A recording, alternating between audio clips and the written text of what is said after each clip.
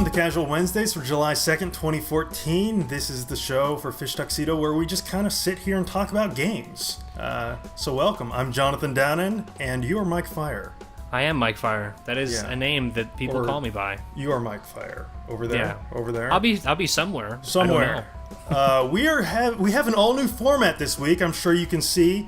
We got some video back there running. Hopefully that will make this a little bit more exciting. Should be good. But this will be an evolving format.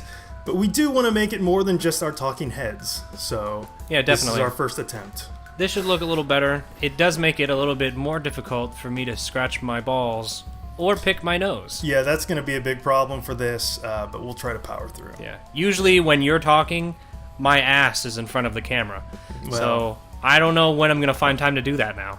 I mean, this is casual, but not that casual. So. Yeah. Well, this should look good at least. Yeah, it should look good, but we'll see. Anyway, let's talk some games here. I actually played a game this week. Wow. Oh my god. It's pretty amazing. So, I finally ditched my iPad 2.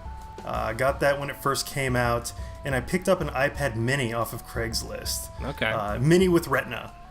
So I'm on the latest chip, so decided I have to play some games on the thing. So I got around to giving Monument Valley a try. It's like this really sort of stylish, artistic puzzle game. And it's really awesome. There's been a lot of good things said about it. And man, I wish I could remember the username. But one guy left a comment on one of our recent features saying I should check that out. I think it was on my mobile feature. So yeah, thanks, guy. Your username will be here, up there. It's there. There's your credit. Remember. There's your credit. So yeah, totally great. It's really beautiful, as you can see just by like watching the trailers of it and stuff, like up there. And the gameplay is really awesome. It's really kind of based on the Fez kind of idea of like turning the world and like traversing and trying to figure out how to make the geometry of the thing work. And frankly, did you play Fez at all? No, I never. I mean, I think I installed it and then tried it out, and then I was like, I'll come back to that, and I never did. I have played Monument Valley, though. I have played a bit of that. Oh, you have played it? Okay. Mm-hmm. What do you think? Yeah, I think it's interesting. It's definitely neat. The art style is really great. Yeah. And it is definitely Fez-like. Right. It's really neat. I started playing it because I heard about it on a bunch of different podcasts. Everybody was really talking about it when it came out, and so I immediately downloaded it and played it for like a half hour, and it was really neat, but I never got back to it. You can kind of jam through it. I think I put probably an hour and a half into the whole thing and finished it. Yeah. Oh wow, okay. So you can really jam through it, and I really appreciated that about it. It is $3.99, so it's like it's not $1.99, but like I didn't come away with it feeling like it was too much. Like the art style and like the production values that went into it made it feel like super premium. And it was just what I was looking for from that sort of thing. Like I did play a bit of Fez, and I really liked a lot about that game, but I feel like it was like the scope of it was even like way too big for what I actually wanted out of a game like that. Like I want to jump in, appreciate the visuals, do some minor puzzle stuff, and kind of be in and out. Like this hour and a half was perfect for this kind of game for me. But like Fez, especially once you started reading into it and like, oh, there's all these puzzles where nobody can even figure it out with like out all this stuff. And I was like, I don't even want any of that. I'm good. So yeah, it's not really my deal either. I agree. I like the straightforward nature of Monument Valley, where you get those cool and like can be complex puzzles, but you don't have that obtuseness of something like Fez, which by all accounts is apparently a great game. Is just something that I've never been too interested in pursuing playing more. So. Yeah, but that's good. It's a good thing you're enjoying that on your brand new iPad. Yeah, I'll probably be having some more iOS stuff pretty regularly since I have this new toy. So, well, while you're on that iPad kick, what was it? Knights of the Old Republic on iOS was kind of cheap, and I have a gift card on iTunes, so I picked that up. Oh, nice. I played it for about 5 minutes, and that was that. Yeah, that is the game that you played before. Yeah. But on a really small screen and with a control scheme that you do not want. Yeah, does it not control well there? No. But I have in the past synced, whatever. I used a PlayStation 3 controller on my iPhone because I have it jailbroken. Okay, yeah. I don't know. Is that word synced? I synced my. Synced. I think it's synced. Okay, you didn't. You did. It wasn't sunk to the. Let's the go iPhone. with synced. No, okay. So then I synced a PlayStation 3 controller to it because I was playing PSP games on my iPhone. Oh no. Well, it was PSP games that I own that I was curious to see if it would actually work. We're shutting it down, man. We gotta Yeah. shut it down. It was actually very interesting, though. Yeah. It was actually just like an experiment. Yeah, and it actually did work, and I played a little bit of. I played like hours of Persona 3 on my iPhone, which is something that most people can't say. Right. And anyway, so I wanted to see if I could do that with Knights of the Old Republic, if I could actually use the PlayStation 3 controller. Oh, yeah. Because I don't know, maybe it will just sync up. And I wanted to try it, and then never did. So that will be my assignment for next week. Yeah, so maybe it does work. I guess it would depend on if like the jailbroken PS3 drivers or however it works like tie in with the direct MFI Apple stuff or yeah. Well, I think it recognizes it as a Moga or something, you know. Oh, okay. So it does. Work, then. It's just like any other Bluetooth controller, because I mean, technically that is just a Bluetooth controller. Right. It is just that it needs to. You need to jailbreak it to initially have it sync, so that it'll recognize it as a Bluetooth controller instead of like a Moga or whatever that is actually built for that functionality. So, I mean, it's a good experience. It's a surprisingly good experience to use the PlayStation 3 controller with it. Because if you're just like laying in bed or whatever, you know, you just lay on your stomach like a child and play it with the PlayStation 3. Totally. Or just prop it up because, I don't know, let's be honest, nobody wants to fucking poke at that screen. It's not fun. Yeah. But I actually, on that same token, speaking of poking at screens and how it's not fun, I played a game that poking at the screen was actually kind of fun. I played Battleheart Legacy. Is that have you the touched that at latest all? Battleheart one? Is that the new one? Yeah.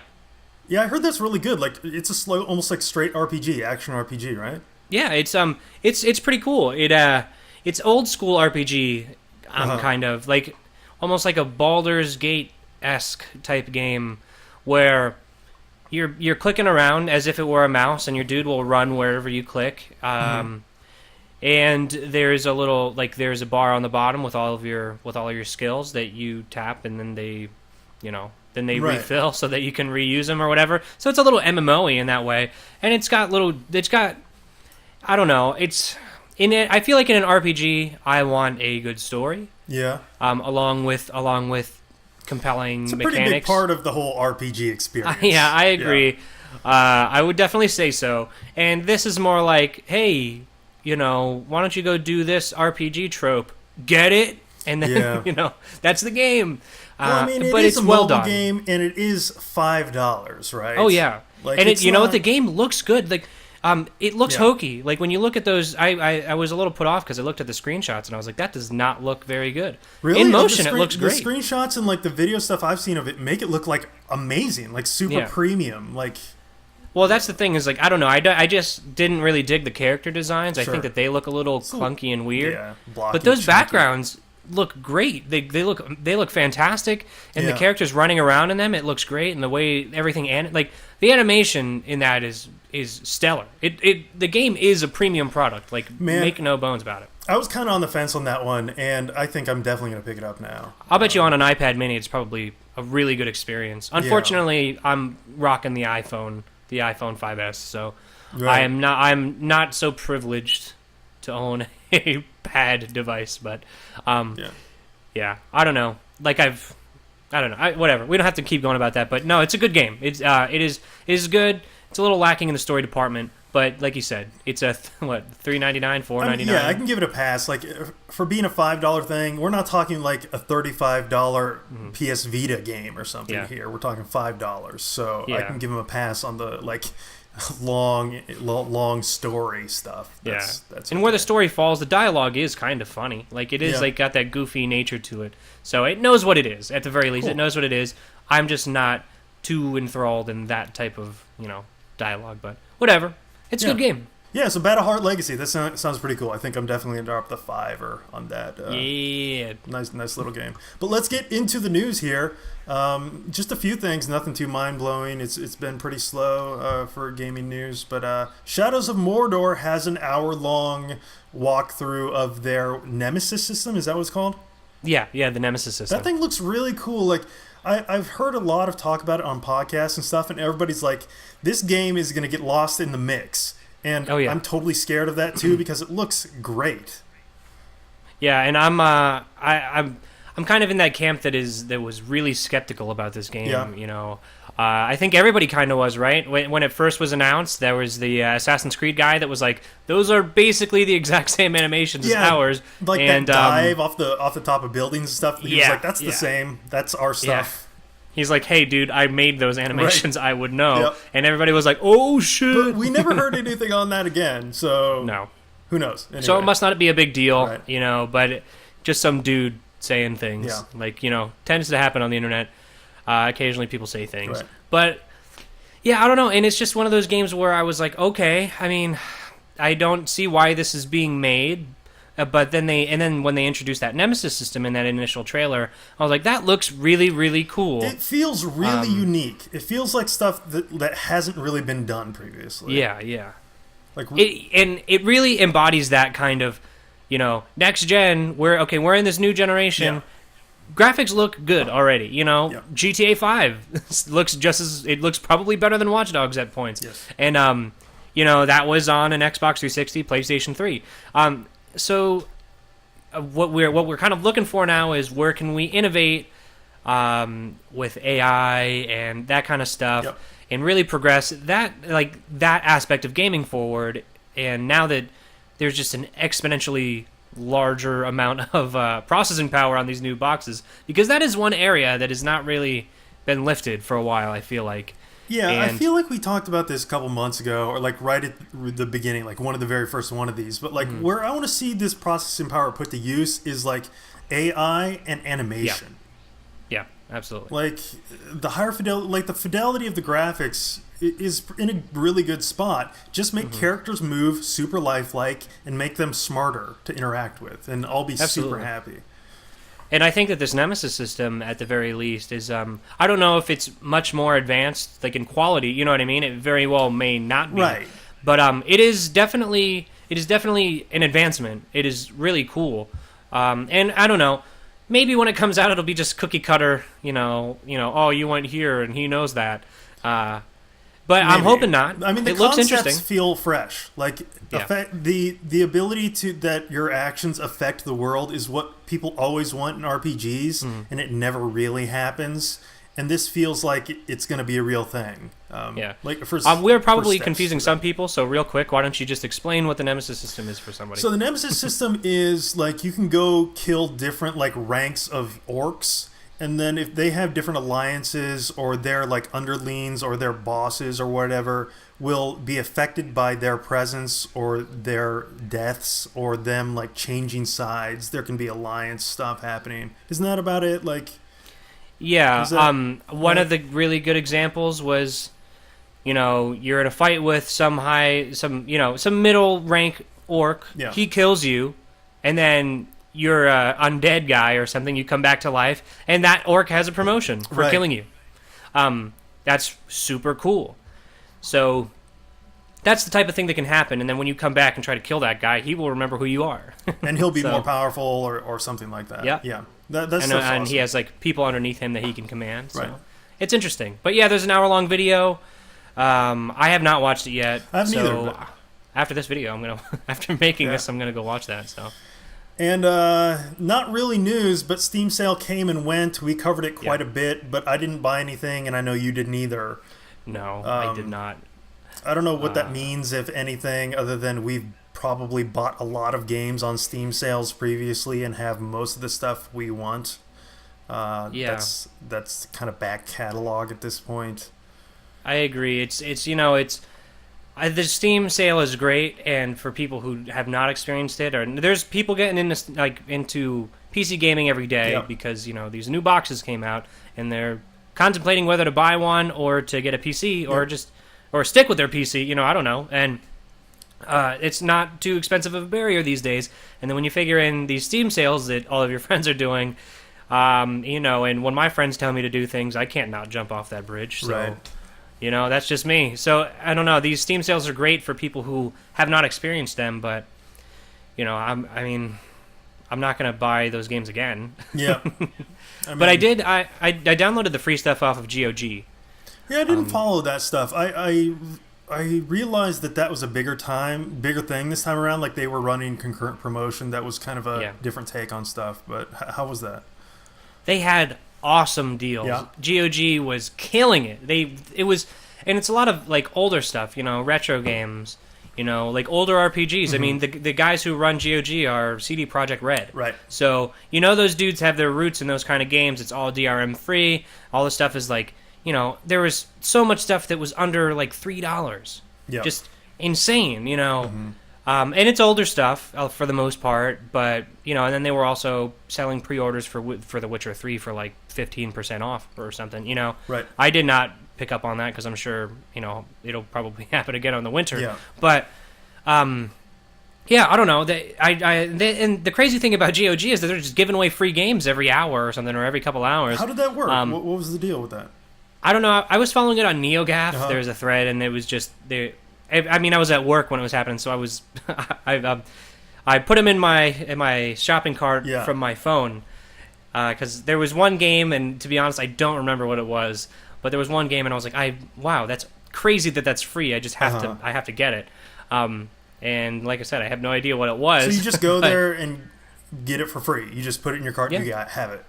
As if you were buying it, but then you get it. Okay. That's actually what sparked my interest in the original Fallout, because I don't like Fallout 3. I don't like Fallout New Vegas. What? I don't like them. You are terrible. What is wrong with you? I like the Elder Scrolls. I like Morrowind, Oblivion, Skyrim. Hey, if I have to choose sides, I'll go Elder Scrolls any day. But Fallout 3 and Fallout New Vegas pretty good. I just could not get into them. I don't know. I loved the they were doing the same thing that BioShock was doing with the old timey music that kind of was unsettling, just super cool. I love that about it. Mm-hmm. Not a big fan of the shooty parts, and the characters were dumb in that game. But GOG had Fallout 1 for free a while ago. I played Fallout 1, and I was like, why is Fallout 3 not good like this? Really? I haven't played those. I know people love them. Dude, it's great. You put that HD, the widescreen patch and play it the UI is pretty fucking horrible, but the game came out in like 92. So, and then after that I played Fallout 2 I bought Fallout 2 immediately after that because I was just like, I just need more of this. And then I spent the next year and a half of my life researching Van Buren, which is the canceled Fallout 3 project, before that fucking horrible Bethesda game came out. Wrong. No, it's by the way, Fallout 3 is a good game. Yeah. I played through most of it. It's just didn't catch me like the Elder Scrolls games. Yeah, understandable. Yeah, so that's my take on GOG. Cool. Yeah, good to hear about it because I didn't check that stuff out. So, also in the news, Ouya is changing their business model. They are now offering $60 a year subscription thing where you get their whole catalog. Yeah, for $5 a month. I think this is a limited time thing. Is it? It's not like a thing going forward? It's limited and it's finite. That's the interesting part. So it's only going to be out. Limited and finite are the same fucking word. So that was pretty dumb of me to say. But it's a limited time and a finite amount. So if it's available for the next month, it might be over before that because there's just not enough of these. I don't know. These whatever, because I guess this is just put this right out there. This is a really good value. If you own an Ouya, $60. Towerfall Ascension, or I guess it's just called Towerfall on the Ouya, is $15 on its own. And they have stuff like The Walking Dead as well, right? Yep. Yeah. So and they've got like Minecraft Pocket Edition and stuff like that, and that's like an $8 game. Yeah. Stuff like that. So and then you put Wolf Among Us. If you just to play those, just to play the Telltale games. Wolf Among Us? I think so. That? Yeah. So people are still releasing stuff on Ouya. I think it's basically because that is also on Android. So why not? Okay. Yeah, that makes sense. Okay, sure. Yeah. Yeah, because I mean, and then it's basically like Ouya is just an iPhone, or like an Android phone with a Bluetooth controller, like a Without Moga, a screen. So Right. that's basically. I mean, I'm assuming it's. I don't know. I'm not a game developer, but I would imagine that the talented guys at Telltale could pretty easily, export their game onto an Ouya ready format. Yeah, if they're doing Android versions already, that seems like not a big deal. So $60 for that whole catalog of Telltale games and Towerfall and Angry Birds Star Wars. I don't know. I mean, I never hear anyone talk about the Ouya. I have actually I have played an Ouya once. Yeah. A friend of mine had one, and he brought it to this big get-together that I went to, and I played it, and it's fine. It's what you expect. Yeah. But did you accidentally break that baby controller in your hands? I was using a PS3 controller. Oh, okay. So, okay. Yeah, I did try that, though. It's a terrible controller. Oh, yeah. But I can't imagine Ouya is going to be around much longer. Yeah. I think if they stick around, it'll be a name alone. Yeah. Like Razer will buy the name Ouya and then, brand it in their store or something. I mean, they do have that Ouya Everywhere thing where it was supposed to be like a service on different devices that have comparable hardware and stuff. Yeah. But I think the like a low-powered console, like $100 Android box thing is interesting. I mean, we do have the Fire TVs out there. We're going to have Android TV coming out in a bit.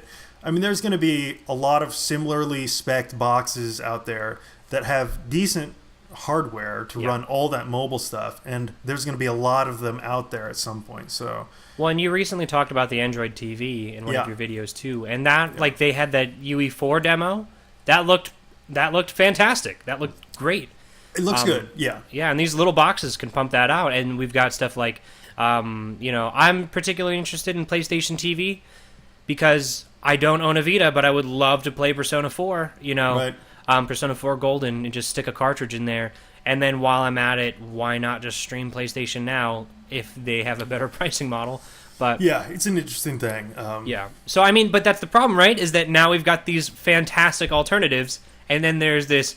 Ouya was a huge success because of the Kickstarter, but that Kickstarter money is starting to look pretty small compared to Sony and Google and Amazon. It's hard to compete, and that's unfortunate. So I feel like this is like last ditch effort, especially hearing that it's a limited time thing and stuff. Yeah. Like Ouya's not going to be in the conversation much longer I don't even think they have been in a long time. I'm surprised that we're even talking about it now. Right. And so that's it. Let's leave on that. I think we're done. Mario Kart 8 sold 2 million, which is good, right? Yeah. Suck it, Polygon. Yeah. So good job. Mario Kart, people still want to play that. I'm particularly surprised, though, I have to say. I mean, I've obviously been ranting and raving that this game is great. Yeah, you love it. It's a good game. It's very good.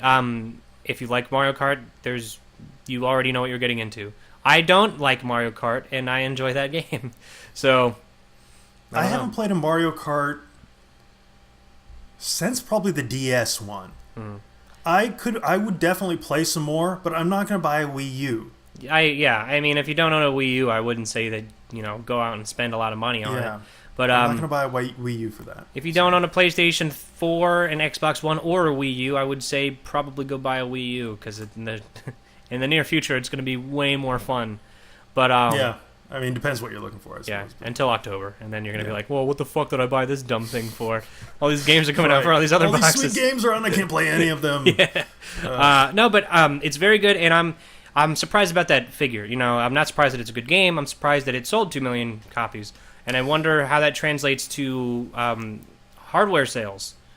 So. Yeah, I think I saw a quote from somewhere saying it had positively affected hardware sales, which isn't surprising. Yeah. But also, just being on the outside of this stuff and not like following Nintendo super hard for the past couple of years, I kind of would have expected more. I guess 2 million's a lot, but somehow I expected that number to be higher. I mean, if it came out on any other console, yeah, sure. Just to be like, have you seen that Polygon article? I have not. I don't know. I mean, it's like basically they did the comparison of how many console sales how many consoles did each Nintendo console sell over the lifetime of its that was a poorly worded sentence. I understand what you're saying. But, yeah. How many consoles did they sell of each one? And right. comparatively, how many copies of Mario Kart did they sell on that hardware? And they show that, and then based on, in average, what the Wii U version will sell because of how little the Wii U has sold, and it was under 2 million. It was like under 1.5 million, I think. For maybe, I mean, I'm talking out of my ass. It might have been a little higher. Anyway, the point is they were saying Mario Kart was going to sell exceedingly low, and then in the first 2 days or the first like few days sold 1 million copies. They lowballed. By the end of the month, it sold 2 million copies. That's great for any game. 2 million copies in 1 month is great, and for a console that has 4 million, like less than definitely less than 6 million out there, and it's the amount of software sold on the Wii U is incredible compared to what the actual amount of consoles in people's homes are. So, yeah, I mean, it's not a fair comparison at all, but I just remember, 2 years ago, the Tomb Raider came out and sold 5 million, and Square Enix was like, that was terrible. Yeah. And then, so when I hear Mario Kart, I'm thinking, oh, that should sell 15 million, right? Yeah. Like the Wii U, with the Wii version sold 35 million. It's like, what the fuck? Totally. That should fund a company for the next 45 years. Just not enough Wii U's out there. There isn't, and that's why I'm wondering.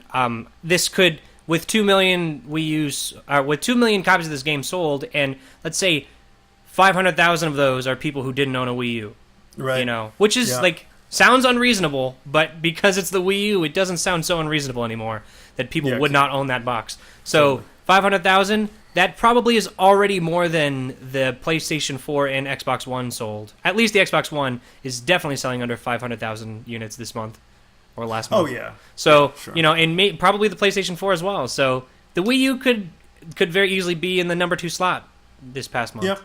It might not all be doom and gloom. We'll see. Yep. And Super Smash Brothers could be a good year. Yeah, for sure. And that's it for us this week on Casual Wednesdays. Let us know what you think of the new format. Hopefully it went as smooth as we hoped it would go. If not, we're trying, and this is gonna get better every time. So it's gonna be even awesomer as we go along. I'll tell you what, I'm probably watching this video right now on the other side of the screen, and I think it's great. Awesome. We're good then. Yep. All right, man. That's it. Thanks, everyone, for watching. Please hit that like button if you feel like it. Subscribe if you haven't. And be here every day of the week, because we are. Oh, absolutely. Right? All right. See ya. See you later.